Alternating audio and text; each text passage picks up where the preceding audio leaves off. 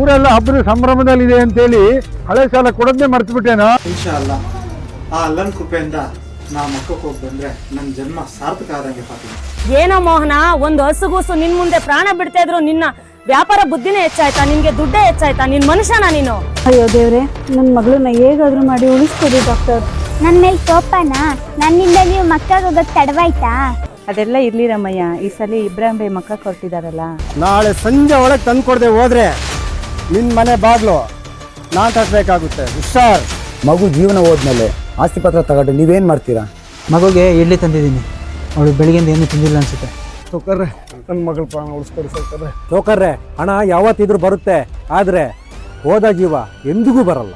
ಡಾಕ್ಟ್ರೇ, ನೀವು ಆಪರೇಷನ್ ಶುರು ಮಾಡಿ ಇಡೀ ಊರೇ ಆ ಮಗುವಿನ ಹಿಂದೆ ನಿಲ್ಲುತ್ತೆ. ಫಾತಿಮಾ, ನಾನು 10 ವರ್ಷದ ಕನಸು ಒಂದು ಕಡೆ, ನಮ್ಮ ಕಣ್ಣೆದುರಿಗೆ ಬೆಳೆದಿರೋ ಮಗುನ ಜೀವ ಇನ್ನೊಂದು ಕಡೆ.